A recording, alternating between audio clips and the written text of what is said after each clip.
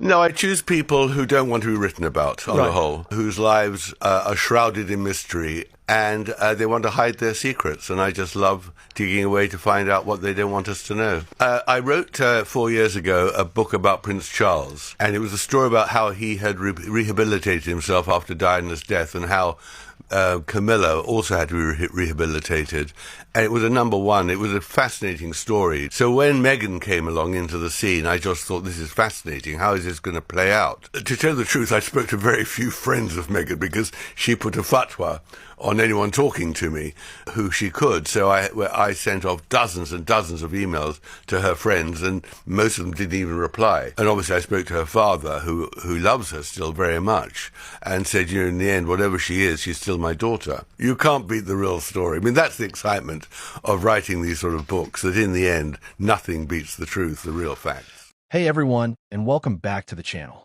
So, we need to talk about something that's been absolutely blowing up in the royal world. And honestly, it's gone way beyond just royal watchers at this point. We're talking about Meghan Markle's pregnancy story, or should I say stories, because it seems like there are quite a few versions floating around. And the big news, this whole surrogacy scandal, this idea that Meghan's pregnancies might not have been what they seemed, it's officially gone mainstream. I mean, seriously, when first started seeing some of these clips and hearing these claims, I genuinely thought it was a parody. Like, is this AI? Is someone just messing with us? Because some of the things people are pointing out are just so wild.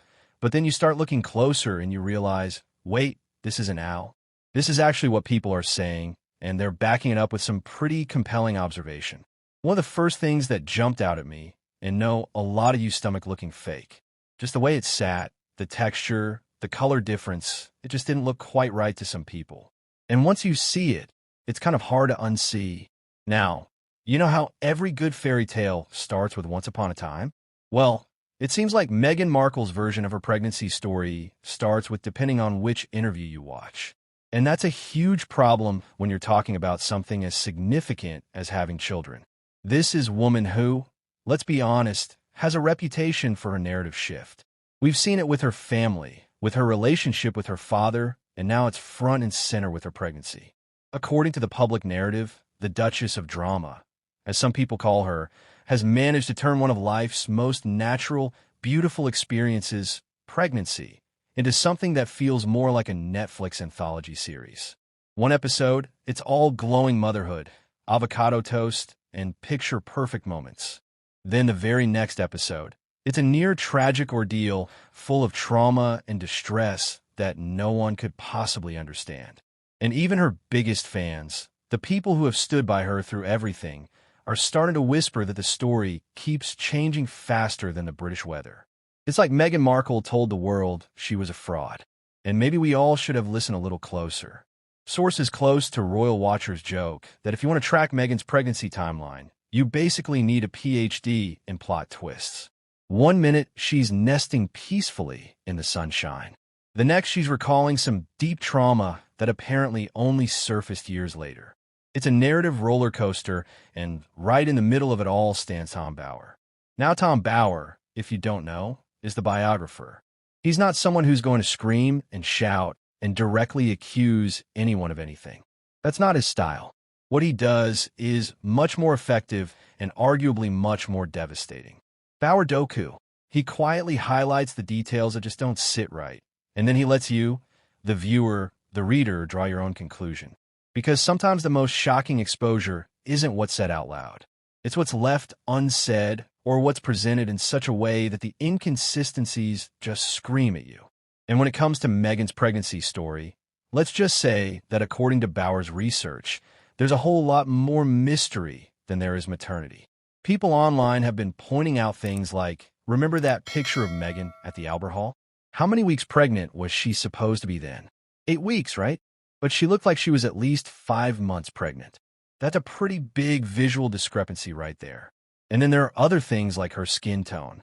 People are asking, why is the belly several shades browner than anywhere else? Skin, when it stretches, usually gets lighter, not darker. And then there's the whole mystery of where that owl. Alleged 65 IBS of weight gain actually went because if you look at her arms, her face, her legs, her bust, they all look pretty much the same. So where did all that weight go? It just doesn't add up for a lot of people. But what Tom Bauer uncovered next, and what he's just laid out for everyone to see, made even the palace whisper, "Wait, that doesn't make sense." From the outside, Meghan's pregnancy story looked picture perfect, right? Designer dresses, glowing interviews, a royal baby on the way. But as sources point out, that same story somehow evolved every single time she retold it. It started as a cheerful account of baby kicks and morning smoothies, and then it slowly transformed into something much deeper, much darker, and frankly far more confusing. Do you guys remember how Meghan actually refused to use the hospital that was typically used by royals? And she refused to use all of the normal medical staff, too. There was all this weirdness around the timing of Archie's birth. Public observers noticed that her tone seemed to shift with each new platform. On one show, she was playful, joking about late-night cravings. On another, she was describing emotional turmoil and fear. Then came the podcast episode where she spoke about trauma that allegedly changed her forever. It wasn't just one story. It was several competing versions, all dressed in the same crown.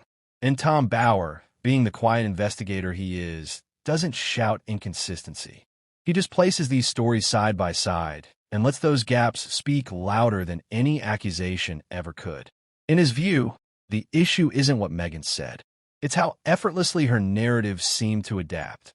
Almost like each retelling was curated to fit a new audience, a new brand, or a new wave of sympathy. To the casual listener, it might sound like emotional evolution. To Bauer, it looks a lot more like a performance in progress. Okay, so we've been talking about how Meghan's story just seems to adapt, right? And this isn't just about what she says, but even how she describes her own body during pregnancy. I mean, remember that clip where she's talking about gaining 65 IBS with both pregnancies? She's like, "Oh my God, I'm so tiny." And then she's talking about wearing these 5 inches pointy stilettos with this enormous bump and her tiny little ankles bracing themselves. She even said all of my weight was in the front. And she's joking about clinging to Harry so she doesn't faceplant. It's like, how on earth? But here's the thing. People are looking at this and they're going, wait a minute. If she gained 65 pounds and it was all in the front, why do her arms look so skinny? Why does her face, her legs, her bust, why do they all look pretty much the same? Where did that 65 pounds actually go if it wasn't distributed like a typical pregnancy? And that's where Tom Bauer's notes really start to connect the dots. And one thing becomes disturbingly clear. The pregnancy story may have changed, but the questions it raised never did. But honestly, the real chaos, the absolute mind-bending part begins when the timelines just stop making sense. When it comes to Meghan's pregnancy timelines, even the most devoted royal watchers, the ones who follow every single detail, have had to grab a notepad and start mapping things out. Because according to public discussion, the dates surrounding her announcements, her public appearances, and her supposed due periods feel like puzzle pieces from 3 different boxes.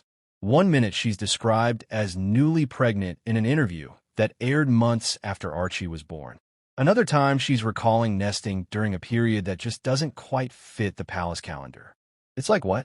Sources say Tom Bauer, with his super sharp, "I noticed something really subtle here." It's the way these blurred overlaps create more confusion than clarity. It's not that the dates are outright wrong, necessarily. It's that they seem soft. They bend just enough to match the mood of the moment or whatever narrative she's trying to push. In one account, she's weeks from delivery. In another, she's just discovering the news. And for Bauer, that gentle shifting isn't some random coincidence. He sees it as storytelling at work.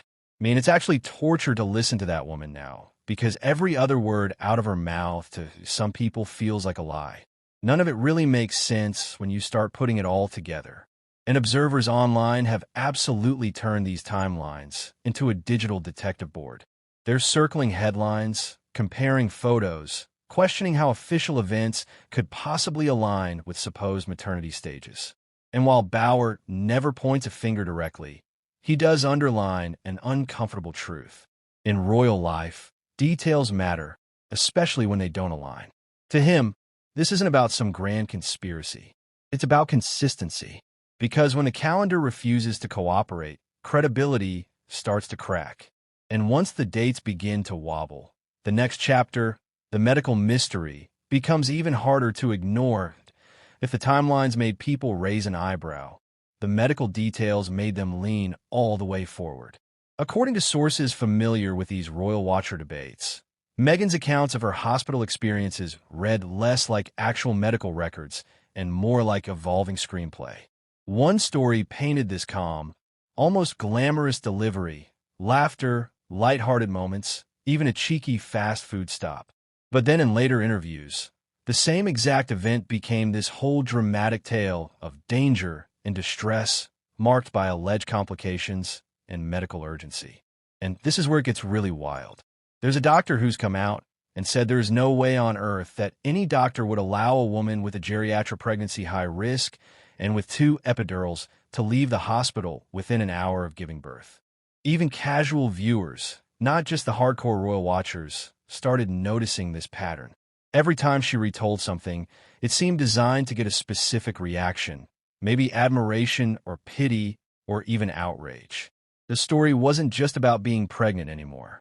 It was like a mirror reflecting whatever image Meghan wanted the world to see in that exact moment. And through all this, Bauer never said, "She's eyeing." He just laid out these emotional pivot points, the kind that make you really wonder where the authentic stuff ends and the performance begin. But here's the thing, the real intrigue isn't just about the emotion she showed. It's about the silence that came after it. The stuff she didn't say that somehow spoke even louder. And that's where Bauer's investigation really takes a sharp turn. Sometimes the loudest part of the story isn't what's said, it's the quiet between the sentences. And honestly, Meghan's silences have become almost as famous as her speeches. For every emotional detail she'd share in an interview, there'd be this other moment she'd just totally avoid, that a detail skipped, a timeline left blurry, a question smoothly redirected with a smile. Those gaps, Tom Bauer suggests, that's where the real mystery live. He doesn't accuse her, he just observes. He points out how selective storytelling can actually be way more powerful than just being completely transparent. When one interview dives deep into some emotional trauma, but totally skips over basic logistics, that omission, that silence, it becomes its own kind of statement. It's the "why didn't she mention" that keeps everyone buzzing and speculate. Public perception has taken those gaps and turned them into open invitations for everyone to guess. Some people see it as privacy, others see it as a calculated strategy.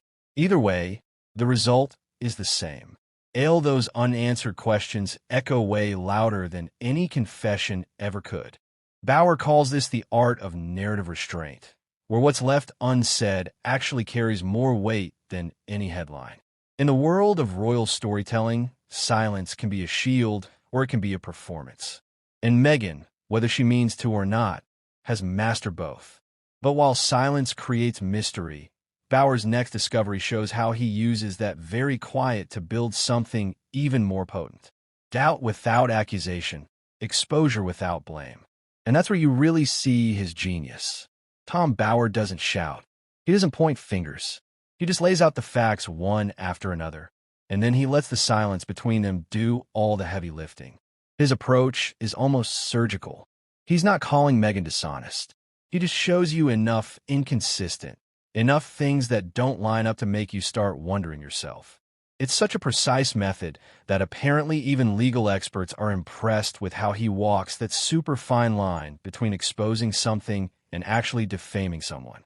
People often describe Bauer as the guy who never has to raise his voice to drop a bombshell. Instead of being all sensational, he creates this subtle tension. He presents Meghan's own words in chronological order, and then he just steps back as the contradictions quietly build their own verdict. It's not an attack. It's more like architecture. The brilliance of Bauer's strategy is all in that restraint. By never directly accusing, he comes across as totally fair. By not telling you what to think, he invites readers to form their own conclusion. And in that illusion of neutrality, the impact just multiplies. Audiences feel like they're detectives, not just spectators. You're not being told what to think. You're discovering it for yourself. And according to media analysts, That's the real secret to Bauer's lasting influence. He doesn't destroy reputation. He just lets them crumble under the weight of their own inconsistencies. And just when you think he said all he can say, Bauer drops this final twist. It's not about Meghan's actions anymore, but about what her storytelling itself truly reveals. Because the shocking truth was never really the pregnancy itself. It was the pattern. When Tom Bauer finally pulls back the curtain, the big revelation isn't some bombshell about secret medical files or hidden doku. It's something way more psychological. According to sources close to his research, Bauer's real discovery is that Meghan's stories don't just evolve by accident. They adapt. Each time she tells a story, it seems to serve a new purpose. Maybe it's sympathy during a scandal or strength during a backlash or empowerment during an interview. He suggests it's not a lie, it's saw strategy. The public narrative often frames this as Meghan's unique way of telling stories, emotional, cinematic, and really curated. She doesn't just recount experiences, she remixes them for maximum impact. One story can become three, each one tailored for the biggest emotional punt. And while that might make her a super compelling speaker, it also makes her timelines really hard to trust. What Bauer allegedly reveals is that what's truly shocking isn't the pregnancy itself. It's how the story just refuses to settle down. The facts blur, the tone shifts, and the meaning changes depending on where she's telling to him. This whole pattern exp0ses a kind of narrative restlessness. This deep need to always sources say Bauer doesn't call this manipulation. He calls it performance instinct. It's that same instinct that can make a person unforgettable or totally unbelievable, in his eyes. Meghan's gift is also her biggest liability. The power to reshape the truth until it feels like fiction wrapped in sincerity. And that's the big revelation Bauer leaves us with. Not that Meghan lied, but that her storytelling works like a prism, turning one single event into many dazzling reflections, none of them exactly identical. One haunting question just lingers. Is the truth hidden in the gaps, or is it the gaps that create the truth? Tom Bauer's work leaves us with that unsettling choice. The story of Meghan's pregnancies, it seems, is less about what happened and more about how it's told. And in that telling, the lines between fact and narrative blur into something almost hypnotic. The audience is left to wonder, what's real, what's crafted, and does it even matter? Because the more the story shifts, the more it stays the same. A tale of motherhood, of power, of image, of control. And at the center, a woman whose words keep changing, but whose intent seems eerily clear. Bauer's investigation didn't just raise questions about a pregnancy. It raised questions about the nature of truth itself in the age of curated stories. And as the royal world keeps watching, one thing becomes undeniable. The real drama was never just about babies or timelines or medical records. It was about whose story gets told, how it's told, and who gets to believe it. In the end, the biggest mystery isn't Meghan's pregnancies. It's the power of a story to rewrite reality itself. The curtain closes on this chapter, but the conversation has just begun. What do you think? Was it artful storytelling or something more? Share your thoughts, and let's keep unraveling the threads. The story doesn't end here. It just changes form. The royal narrative is a living thing, constantly evolving, adapting, and reshaping itself. And at the heart of it all, one question lingers.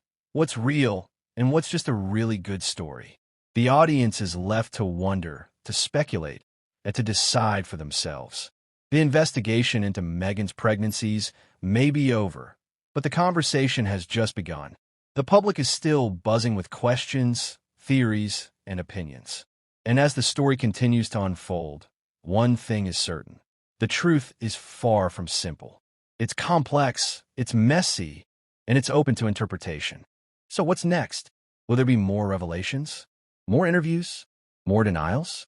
The royal world is holding its breath, waiting to see what happens next. One thing is for sure. The story of Meghan Markle is far from over. It's a tale of power, of image, of control, and of the stories we tell ourselves. And as we wait for the next chapter, let's take a moment to reflect on the journey so far. A journey that's been full of twists and turns, surprises and scandals. A journey that's left us questioning everything we thought we knew about the royal family. But the story of Meghan Markle is a reminder that in the world of royalty, nothing is as it seems. Appearances are deceiving, and the truth is often hidden behind a mask of smiles and protocol. But as we've seen, the truth has a way of coming out, no matter how hard it's hidden at SO. Let's keep the conversation going. Let's keep questioning, keep speculating, and keep uncovering the truth. Because in the end, it's not just about Meghan Markle or the royal family. It's about us and the stories we tell ourselves about power, image, and identity. The curtain may be closing on this chapter, but the show is far from over. The story of Meghan Markle will continue to unfold, and we'll be here to bring you every twist and turn. Stay tuned, stay curious, and stay engaged. The royal drama is far from over.